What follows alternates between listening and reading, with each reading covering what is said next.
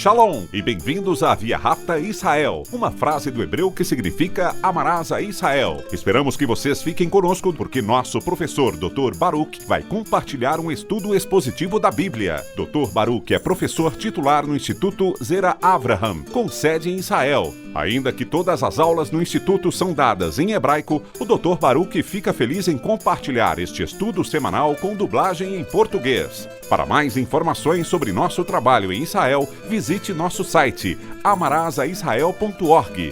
Fiquem agora com o Dr. Baruch e a aula de hoje.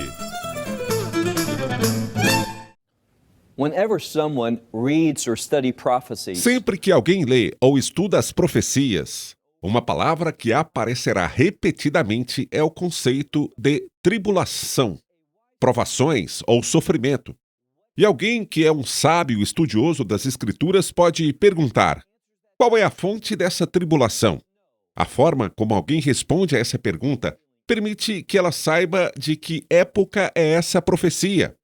Como mencionei várias vezes, a palavra de Deus promete que não passaremos pela ira de Deus, mas a palavra de Deus não promete que não passaremos pela tribulação. O que vimos em nosso estudo do Apocalipse, capítulo 6, é que os primeiros 5 selos não têm nada a ver com a ira de Deus, mas estão relacionados à perseguição de Satanás aos crentes e ao sofrimento em geral.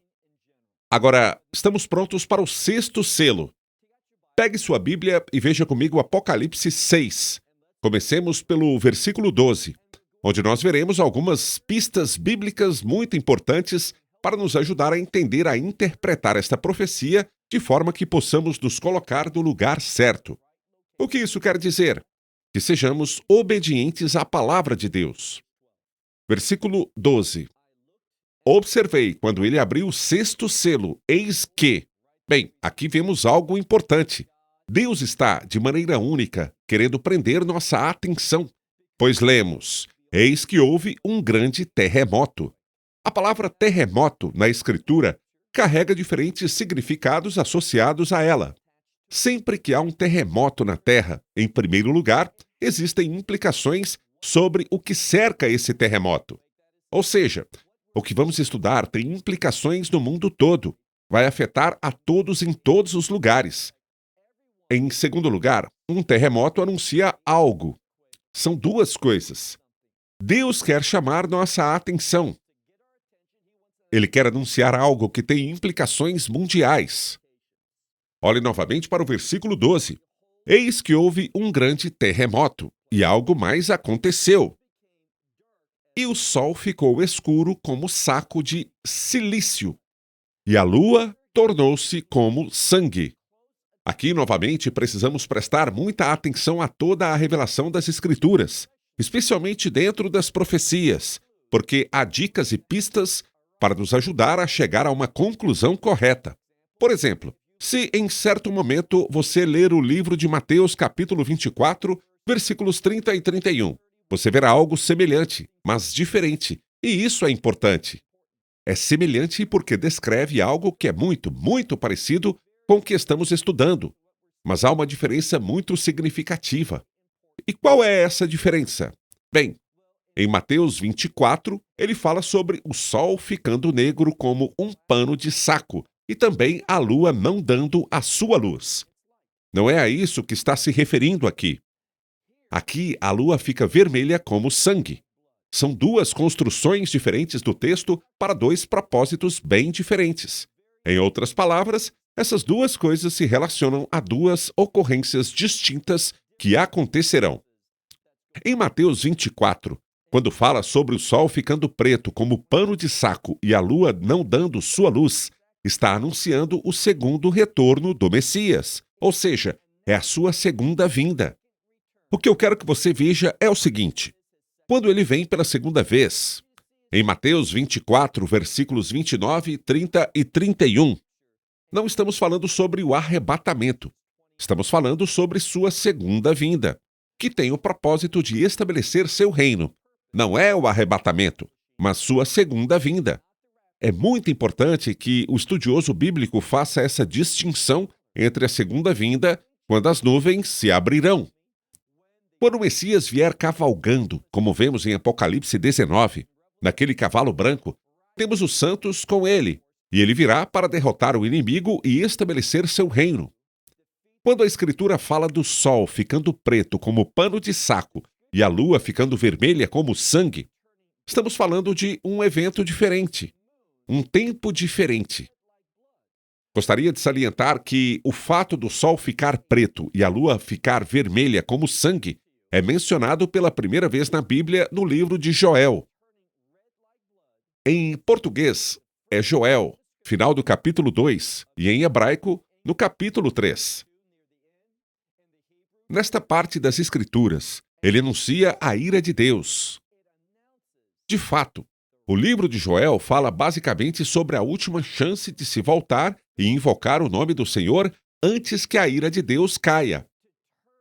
Em Tiago, capítulo 2, e no hebraico, capítulo 3, o sol que fica preto e a lua que fica vermelha como sangue estão anunciando a proximidade do arrebatamento, que é o retorno do Messias.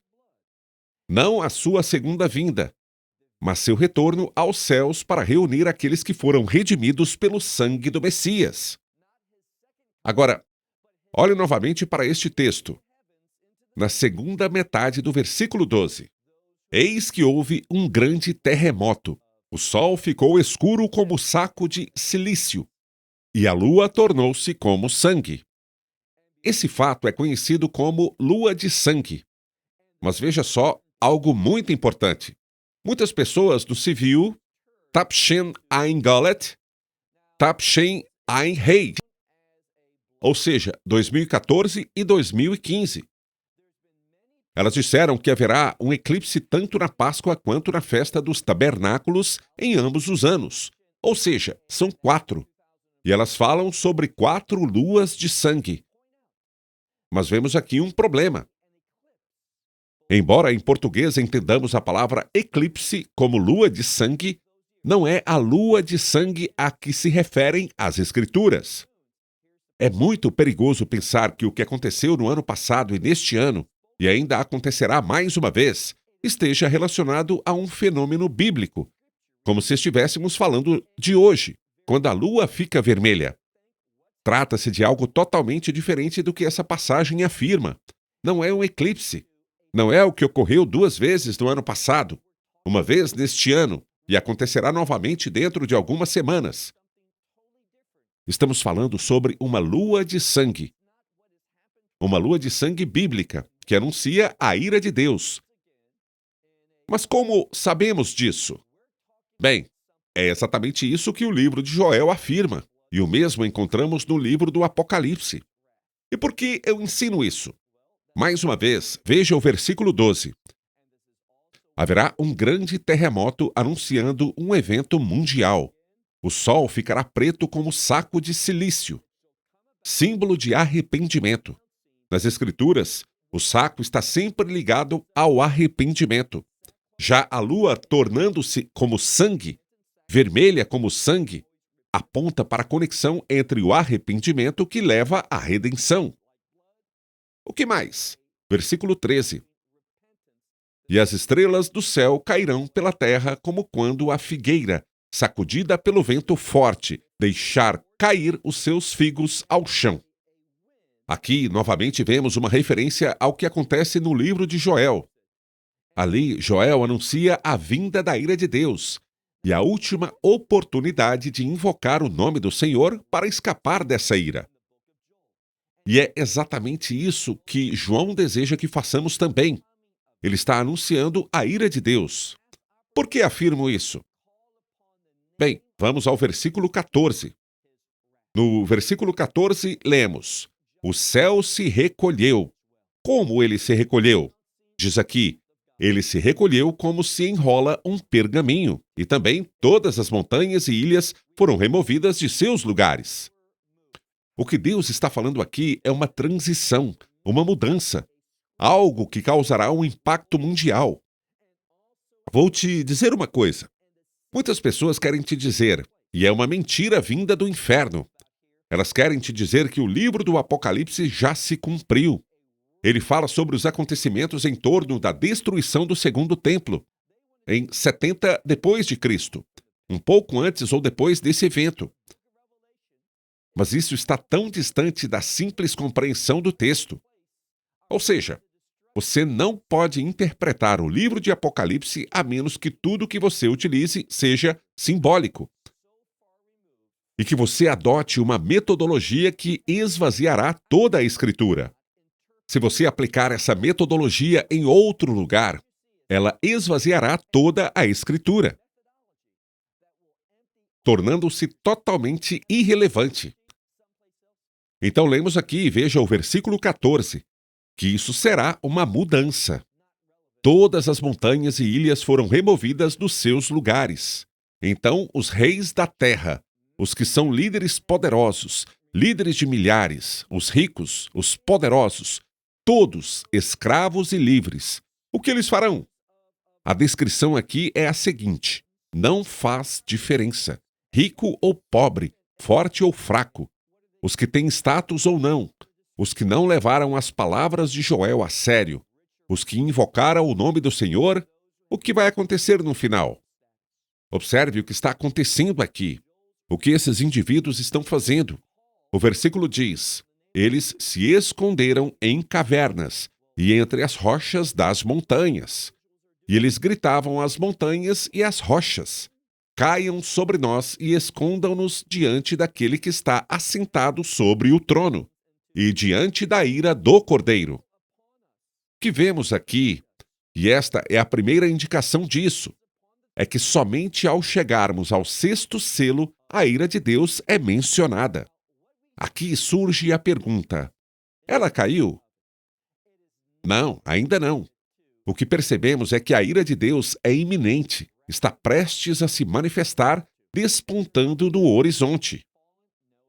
As pessoas do mundo, ao verem os sinais nos céus, ao ouvirem o estrondo do terremoto e presenciarem todos esses acontecimentos, sabem o que está prestes a ocorrer. E o que é? A ira de Deus é iminente. Mas o que elas fazem?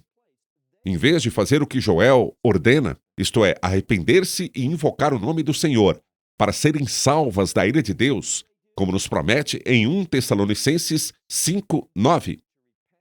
O que fazem? Eles tentam se esconder. Eles dizem às montanhas e às grandes rochas: caiam sobre nós e nos cubram diante daquele que está assentado no trono, que é Deus Pai, e da ira do Cordeiro, que é Deus Filho. Observe o que ele diz no versículo 17. Porque o dia da ira, o grande dia da ira deles chegou. E quem poderá suportar? Mais uma vez, este capítulo 6 termina com o quê? Com uma descrição da iminência da ira de Deus. Vamos prosseguir para o capítulo 7, onde há uma mudança em olhar para outro grupo de pessoas. Antes da abertura do sexto selo, e aqui me refiro ao quinto selo, vemos aqueles que foram mortos. Por quê? Por causa da palavra de Deus e por causa do testemunho que suas vidas refletiam, fundamentado na palavra de Deus. Eles estavam sendo perseguidos. Em outras palavras, eram crentes perseguidos por sua fidelidade. Mas o que mais precisamos observar? O que quero enfatizar é o seguinte: e quanto a Israel? Ao avançarmos para o capítulo 7, veremos que Deus não se esqueceu de Israel, para que a segunda vinda aconteça. E já falamos sobre isso. Israel precisa se arrepender. Israel precisa chegar à fé do Messias e Yeshua. E agora, vamos desvendar algo importante antes que a ira de Deus se manifeste. O arrebatamento terá lugar imediatamente antes da manifestação da ira de Deus. Até este ponto, no final do capítulo 6, a ira de Deus apenas foi anunciada.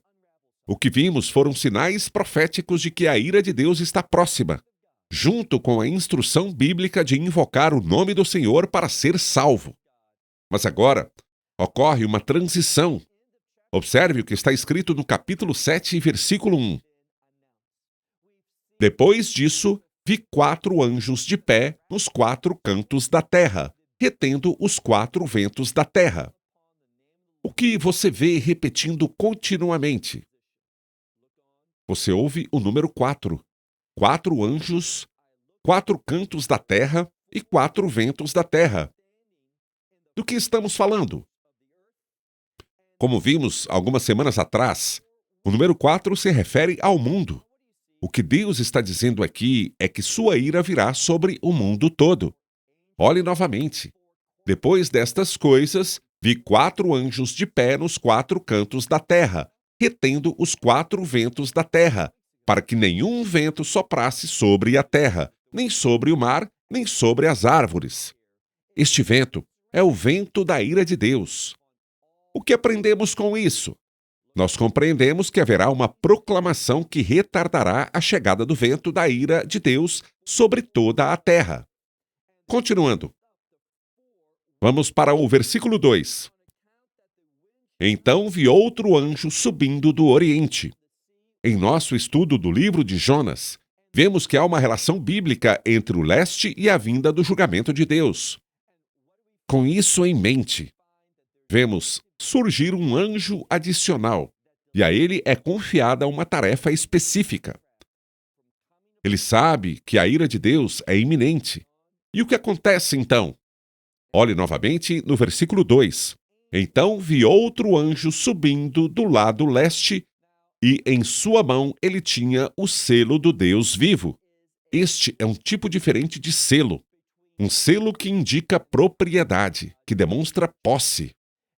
O que está acontecendo? Entenda o contexto. Ao final do capítulo 6, vemos que a ira de Deus é iminente. Existem esses 4 anjos e eles estão se preparando para os 4 ventos da terra soprarem nos 4 cantos da terra e trazerem a ira de Deus. E depois disso, o que acontece? Há um atraso. Deus diz, preste atenção, olhe lá no versículo 2. Este anjo tem o selo do Deus vivo. Na metade do versículo 2, ele clama em grande voz aos 4 anjos, a quem foi dado o poder de danificar a terra e o mar. Ele diz, não danifiquem nem a terra, nem o mar, nem as árvores, até que algo aconteça. Mais uma vez, a ira de Deus é iminente. O julgamento do Cordeiro está prestes a cair sobre todo o mundo. E o que acontece? O anjo diz, espere, algo tem que acontecer primeiro antes que a ira de Deus possa cair. E essa ira que será colocada sobre a terra será tipos de pragas, muito semelhantes ao que vemos no livro de Êxodo. Afinal de contas, o que acontece no livro de Êxodo? O livro de Êxodo é sobre a redenção do povo de Deus, o povo de Israel. É sobre o povo das 12 tribos que foram levadas a um relacionamento de aliança com Deus. O que acontecerá nos últimos dias? Algo muito semelhante. Deus usará seu julgamento, esses julgamentos, essa ira, a fim de trazer Israel de volta a um relacionamento correto, um relacionamento de nova aliança com Ele. Preste atenção, preste bastante atenção agora em algo mais. Da mesma forma que na primeira redenção, estou falando sobre o êxodo do Egito, da mesma forma que Israel saiu e trouxe uma multidão mista de gentios com ela, da mesma forma haverá um remanescente das nações. Eles serão conduzidos à fé. Eles serão conduzidos à fé no Deus de Israel e em seu Redentor, Messias e Yeshua, isto é, Jesus de Nazaré, nos últimos dias.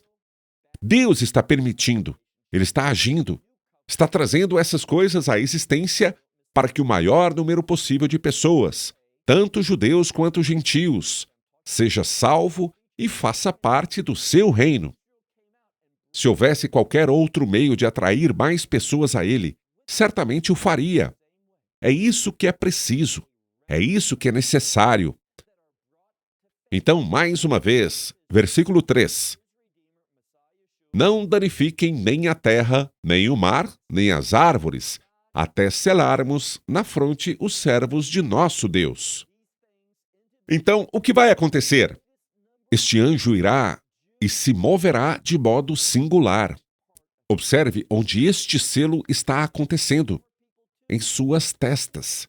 O que quero que você perceba é que existem paradigmas na Escritura, ou seja, Deus toma o que aconteceu, toma emprestado esse acontecimento e aplica a mesma verdade, a mesma imagem, mas agora em um lugar diferente, a fim de trazer essa sabedoria e esse ensinamento para um novo contexto das Escrituras.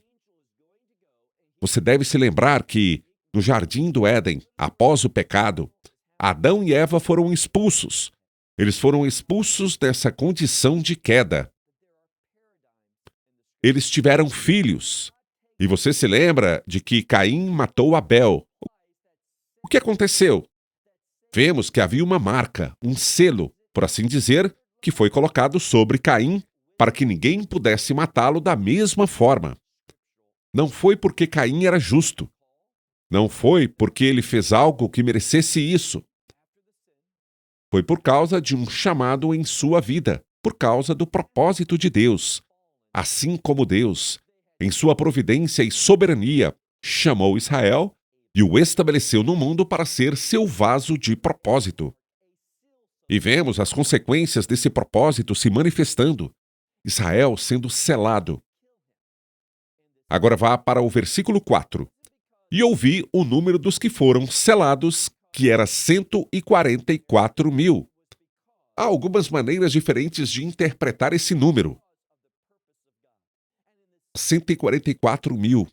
Em primeiro lugar, vemos que serão 12 mil de cada uma das 12 tribos. Então, 12, o número 12. E o número 1000 são os instrumentos para se chegar a 144 mil. Há algumas pessoas que entendem esse número de forma literal e dizem que, literalmente, haverá 144 mil das 12 tribos de Israel que serão seladas e que Deus as usará de maneira única nos últimos dias. Esse pode ser o caso. Outros diriam que o número 12 se relaciona com as 12 tribos, o povo de Deus, o povo judeu. E o número 1000 fala sobre plenitude. Portanto, não se trata de apenas um pequeno remanescente do povo judeu, mas do próprio povo de Israel nos últimos dias que Deus preservará, enquanto sua ira e seu julgamento são derramados sobre o mundo. Este selamento de Israel, coletivamente, servirá como testemunho às nações. Mais adiante, voltaremos a esse texto e trataremos das implicações de ambas as interpretações quando revisitarmos o número dos 144 mil no capítulo 14 do livro do Apocalipse. Vamos, nesta nossa primeira análise, destacar o que podemos afirmar com certeza. Há pontos muito interessantes aqui. Em primeiro lugar, estamos tratando de 12 tribos, mas com algumas mudanças na lista. Por uma questão de tempo, ao ler atentamente, você perceberá que a primeira tribo mencionada é Judá. E isso não deveria nos surpreender, pois dela vem a linhagem da tribo de Judá. Judá terá liderança e preeminência entre as demais nos últimos dias. Assim lemos: 12 mil da tribo de Judá, 12 mil da tribo de Ruben, 12 mil da tribo de Gade e 12 mil da tribo de Asser, 12 mil da tribo de Naftali e 12 mil da tribo de Manassés. Agora, há um detalhe interessante. Uma tribo será deixada de fora. Qual tribo é essa? A tribo de Dan. Ela não é mencionada aqui por um motivo. A maioria dos estudiosos do Novo Testamento entende que Dan, se observarmos no livro de Josué e também em Juízes, quando as tribos receberam sua terra de loteamento, sua herança, Dan recebeu o território dos filisteus. No entanto, ela se rebelou contra essa herança e migrou para o norte de Israel, onde encontrou uma terra que considerava melhor e mais fácil de conquistar. E por que a tribo de Dan não estava comprometida com a herança de Deus, com os propósitos de Deus, e com a distribuição de terras estabelecida por ele, muitos estudiosos acreditam que é por isso que ela não aparece aqui. Em segundo lugar, notamos que quem é mencionado é um dos filhos de José. Veja, no final do versículo 6, está a tribo de Manassés.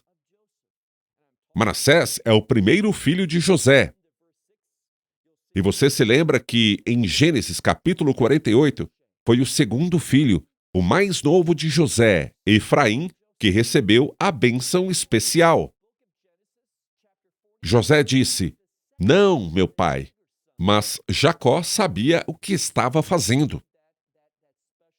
Então, por que agora não é Efraim, mas sim Manassés?